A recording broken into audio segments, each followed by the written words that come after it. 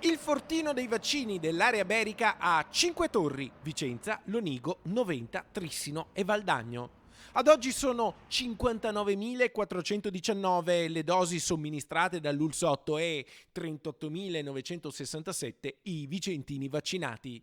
La Regione Veneto, col via libera dell'AIFA ad AstraZeneca, prevede di arrivare a una potenza di fuoco di 50.000 vaccinazioni al giorno, grazie anche al supporto dei medici di base e all'accordo con le imprese.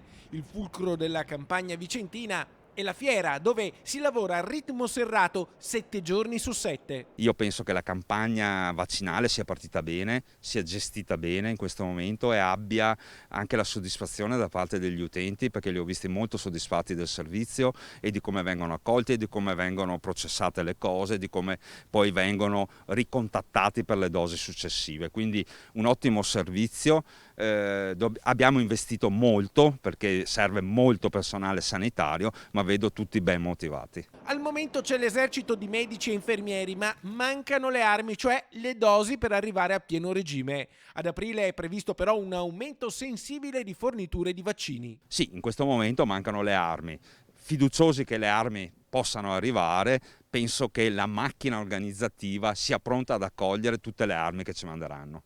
Nel Vicentino l'ULSotto ha una macchina organizzativa che può arrivare a fare oltre 3.000 vaccini al giorno, ma in questa campagna bisogna richiamare tutte le energie. Si sta reclutando personale e si sta aprendo vari spazi in giro per la provincia in modo tale da avere una potenzialità di fuoco oltre i 3.000 casi al giorno. Oltretutto è ovvio che c'è bisogno dell'aiuto di tutti, cioè non possiamo pensare di farcela solo con il personale ospedaliero, c'è bisogno di avere la logistica dell'esercito, c'è bisogno della protezione civile, ci sono bisogno di medici di medicina generale. In questa campagna c'è veramente bisogno di tutti.